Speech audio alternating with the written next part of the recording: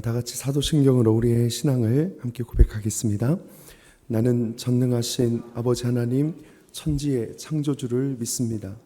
나는 그의 유일하신 아들 우리 주 예수 그리스도를 믿습니다.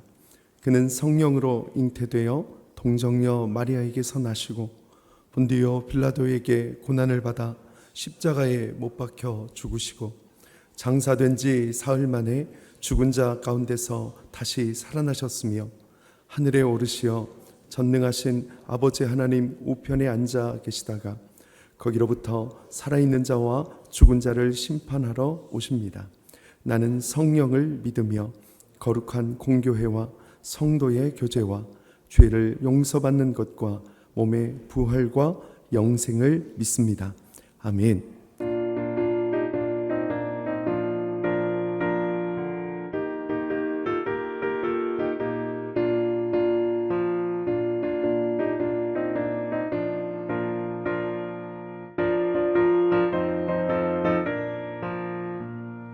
주님 약속하신 말씀 위에서 영원토록 주를 찬송하리라. 소리 높여 주께 영광 돌리며 약속 믿고 굳게 서리라. 굳게 서리 영원하신 말씀 위에 굳게 서리. 말씀 위에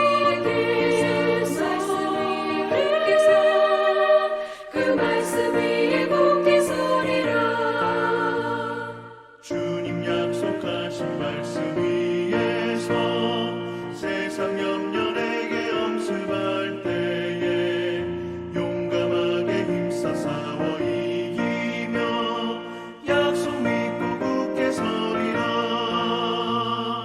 굳게 서리 영원하신 말씀 위에 굳게 서리. 말씀 위에 서리 그 말씀 위에 굳게 서리라.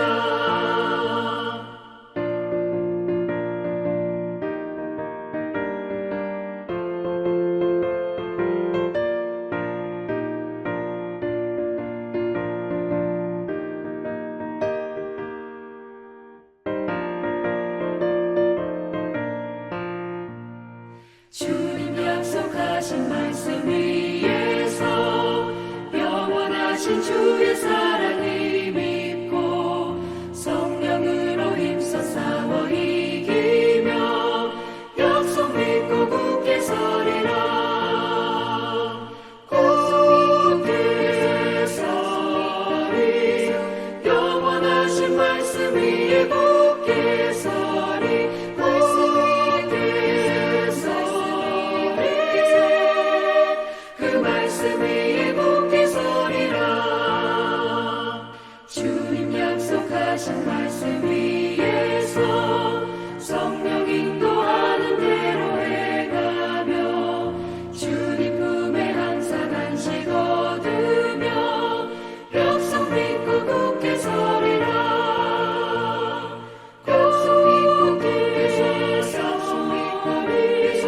영원하신 말씀 위에 굳게 서리. 말씀 위에 굳게 서 그 말씀 위에 굳게 서리라.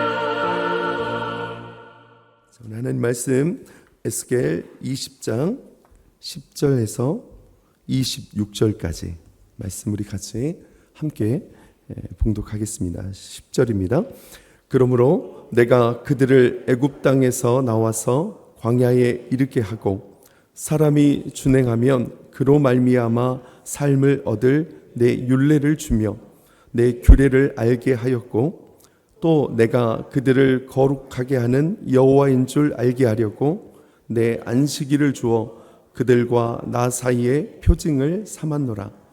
그러나 이스라엘 족속이 광야에서 내게 반역하여 사람이 준행하면 그로 말미암아 삶을 얻을 나의 율례를 준행하지 아니하며 나의 규례를 멸시하였고 나의 안식일을 크게 더럽혔으므로 내가 이르기를 내가 내 분노를 광야에서 그들에게 쏟아 멸하리라 하였으나 내가 내 이름을 위하여 달리 행하였었나니 내가 그들을 인도하여 내는 것을 본 나라들 앞에서 내 이름을 더럽히지 아니하려 하였음이로라.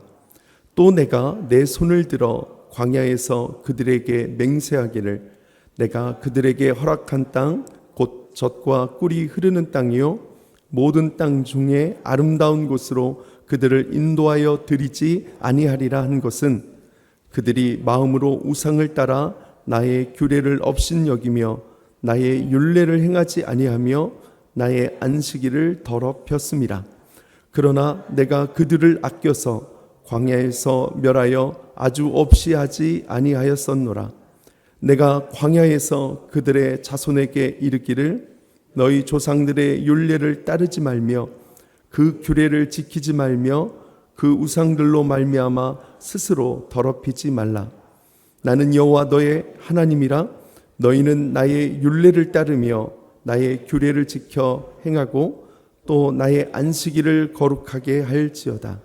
이것이 나와 너희 사이의 표징이 되어 내가 여호와 너의 하나님인 줄을 너희가 알게 하리라 하였노라. 그러나 그들의 자손이 내게 반역하여 사람이 지켜 행하면 그로 말미암아 삶을 얻을 나의 율례를 따르지 아니하며 나의 규례를 지켜 행하지 아니하였고 나의 안식일을 더럽힌지라. 이에 내가 이르기를 내가 광야에서 그들에게 내 분노를 쏟으며 그들에게 내 진노를 이루리라 하였으나 내가 내 이름을 위하여 내 손을 달리 행하였나니 내가 그들을 인도하여 내는 것을 본 여러 나라 앞에서 내 이름을 더럽히지 아니하려 하였음이로라.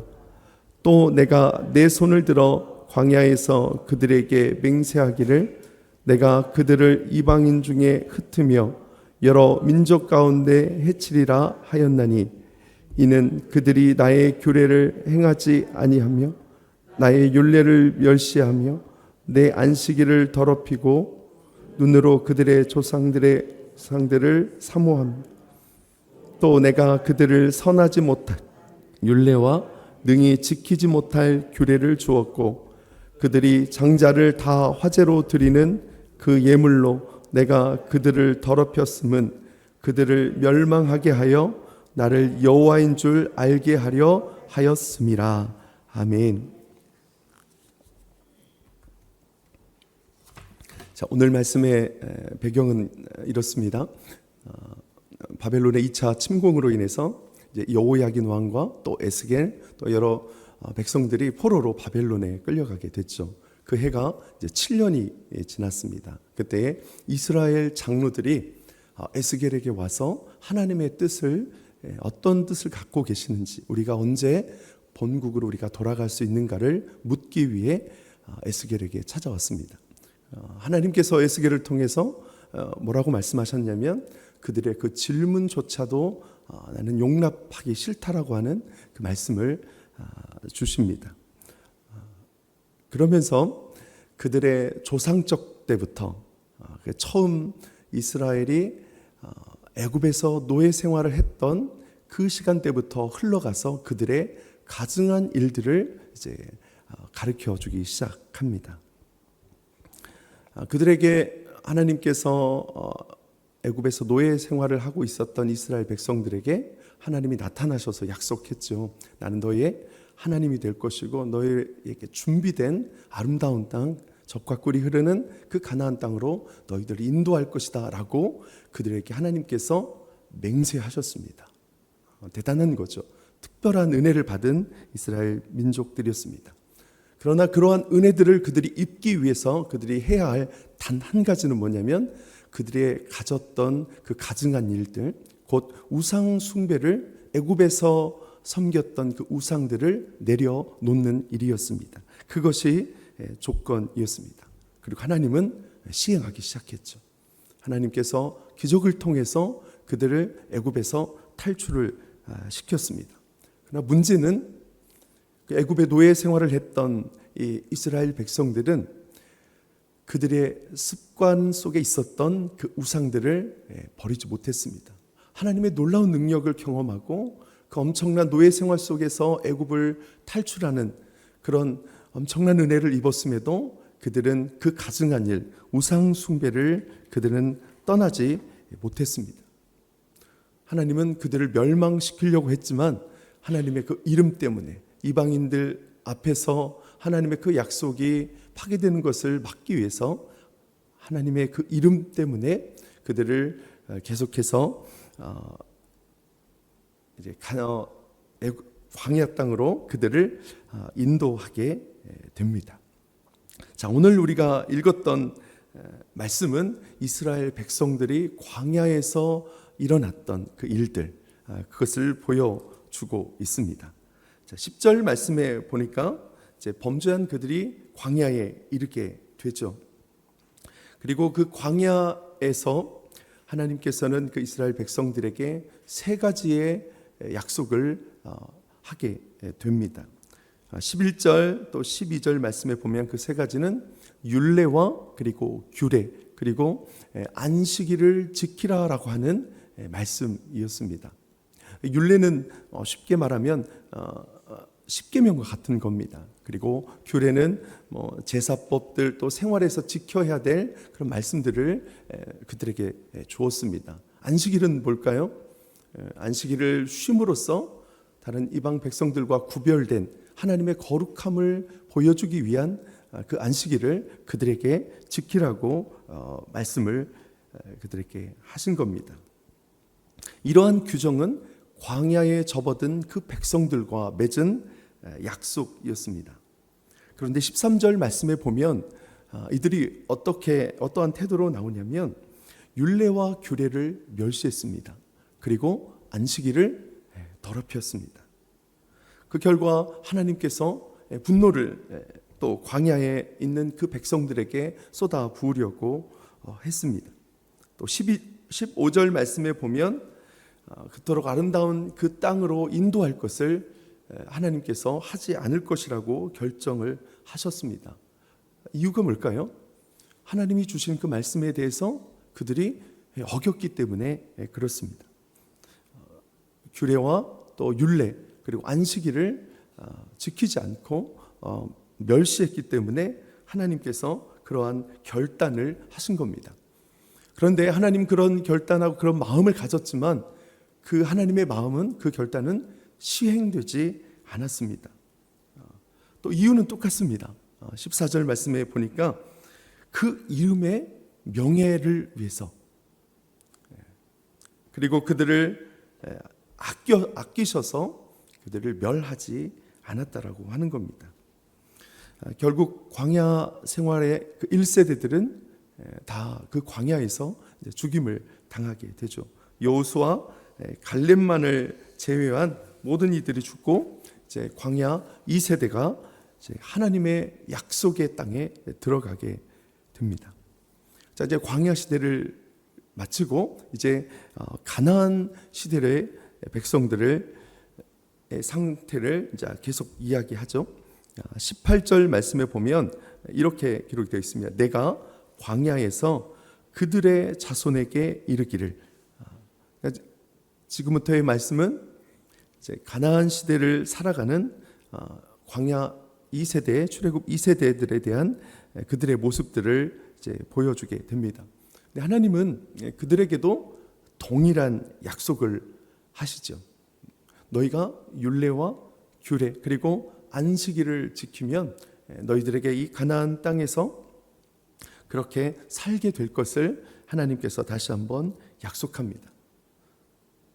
그런데 이 가나안 시대에 살았던 이스라엘 자손들의 모습은 또 어떠했을까요?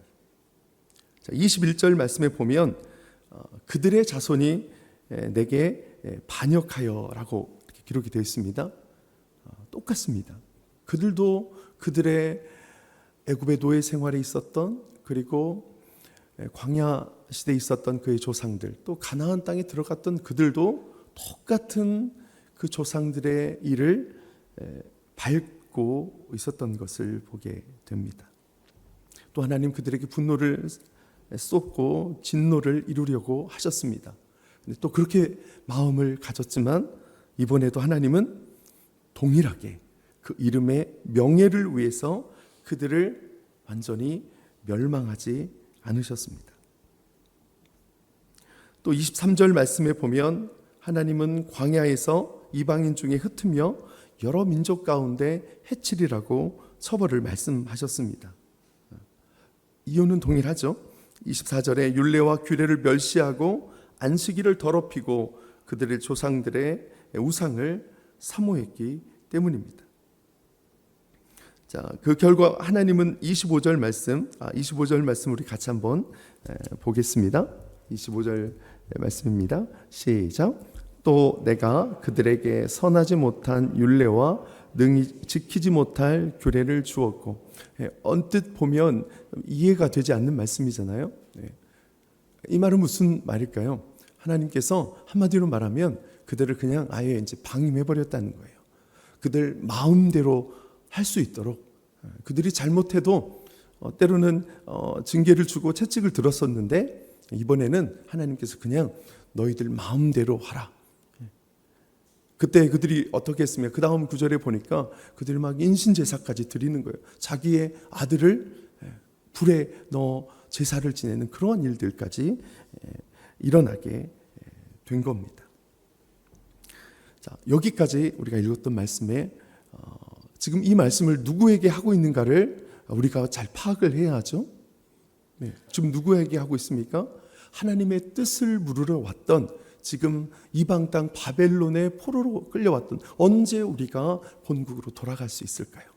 그 질문을 하고 있는 그들에게 오늘 이 말씀을 하고 있는 거예요. 내일 이제 말씀을 읽다 보면 이 지금 포로된 백성, 하나님의 뜻을 물으러 왔던 이 백성들은 어떨까요? 하나님 말씀에 의하면 이들은 과거 조상들보다 똑같은 일들을 답습하지만 이들은 더 하고 있다는 거예요. 그들은 지금 포로를 끌려와 있는 상황들입니다. 그럼에도 그들은 자신의 조상들이 했던 그 가증한 일보다 지금 더 넘게 그들이 행하고 있다는 것을 하나님께서 가르쳐주고 있는 거예요. 하나님의 마음의 답답함을 볼 수가 있습니다. 읽다 보면 똑같은 역사가 계속해서 반복되는 것, 그것을 보고도 해결하지 못하는, 자신들의 중심을 잡지 못하는 지금 현 시대의 그 포로된 백성들의 모습을 보고 답답하다라고 하는 생각이 들 정도입니다. 그러니까 그들의 삶의 교훈이 전혀 그들의 삶 속에서 이루어지지 않고 있음을 볼 수가 있습니다. 만약에 하나님께서 아브라함과 하신 약속이 아니었다면, 하나님의 긍휼하심이 없었다면 이 백성은 이미 사라질 수밖에 없는 그런 상태의 모습들입니다.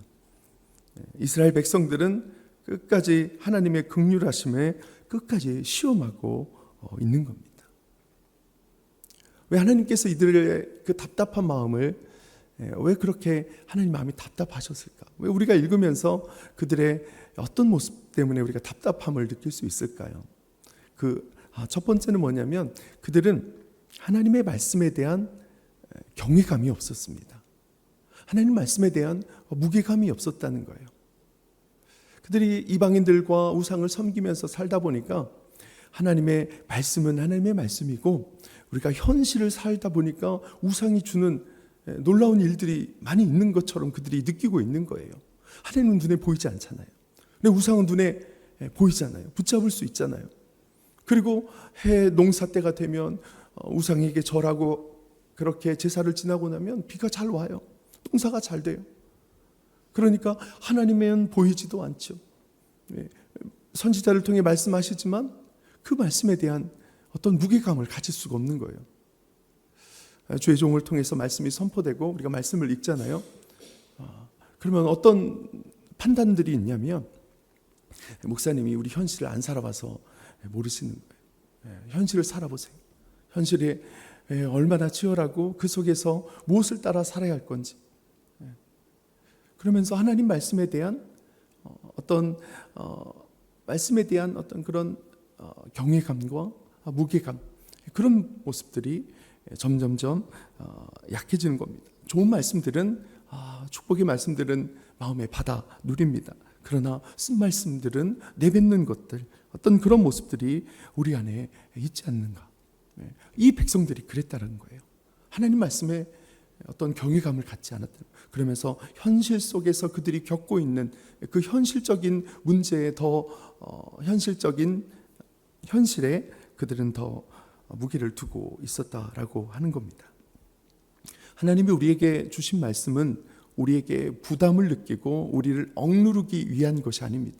오늘 말씀에도 보는 것처럼 그들이 율례와 규례 안식일을 지키며 살아갈 때 그들이 생명을 얻을 것이라고, 그들의 삶의 복을 얻을 것이라고 하나님 말씀하셨습니다. 우리가 하나님의 말씀을 따라 산다는 것, 그것은 우리가 막 눌려있고 우리를 막 제한하고 하는 것이 아니라 그 말씀대로 우리가 살아갈 때에 우리가 그 말씀 속에서 생명을 얻고 그리고 우리의 삶 속에서 더 큰 복을 얻게 되는 줄 믿습니다.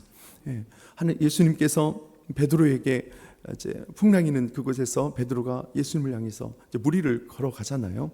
나로 주님이시라면 나를 무리를 좀 걸어오게 하라고 말씀해달라고 베드로가 이야기합니다. 엄청난 도전 아니겠습니까? 그 누가 그런 환경 속에서 그런 말을 꺼낼 수 있을까요? 베드로의 믿음은 대단한 믿음이었습니다. 그때에 예수님께서 뭐라고 말씀하셨죠? 딱 한마디 하시잖아요. 오라. 그 말씀이 그 상황 속에 도저히 이해될 수 없는 말입니다. 아니, 그 상황이 맞지 않습니다.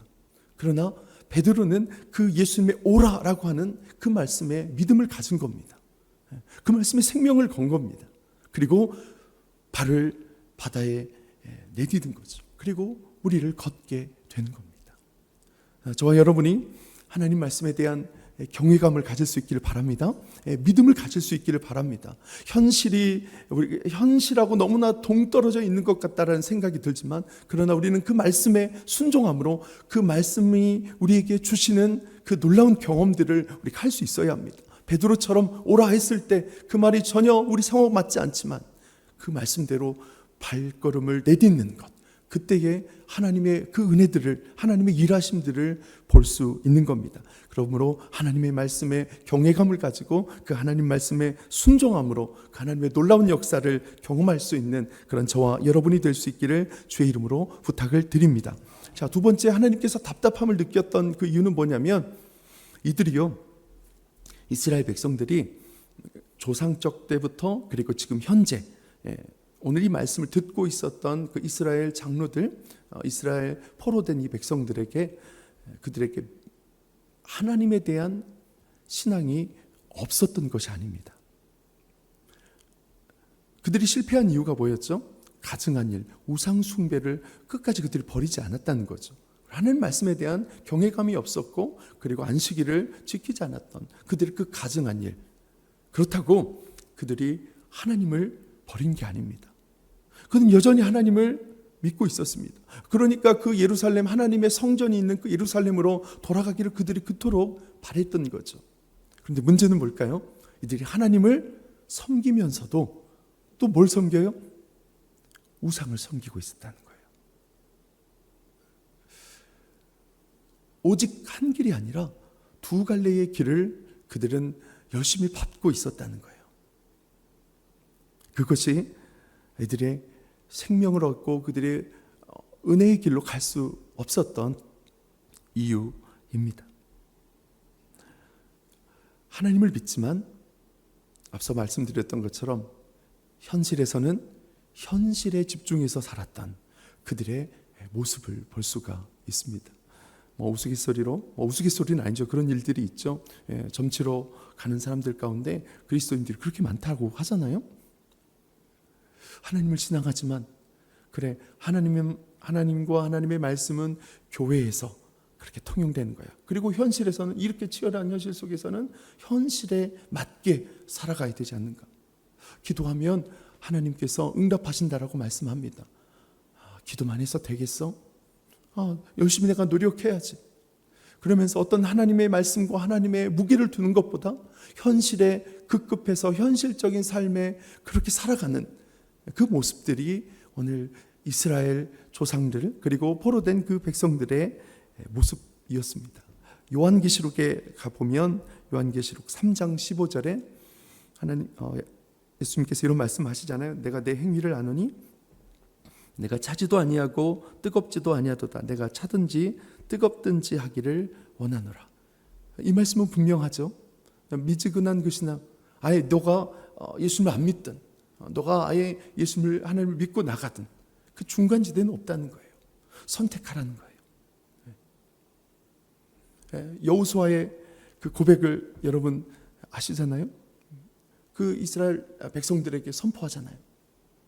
너희가 가야 될 곳, 너희가 있어야 될 곳, 그곳을 선택하라. 여호수아는 나와 내 가정은, 내 집은 여호와를 선택한다라고 하는 그 담대한 고백을 우리가 듣지 않습니까?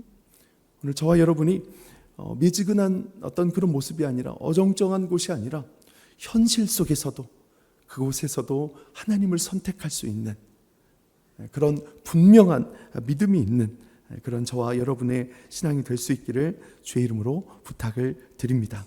말씀을 따라 그렇게 살아가시고, 그리고 우리의 삶 속에서 주님을 선택함으로 우리의 삶 속에서 하나님의 그 일하심들을 우리가 경험을 할 수 있어야 합니다.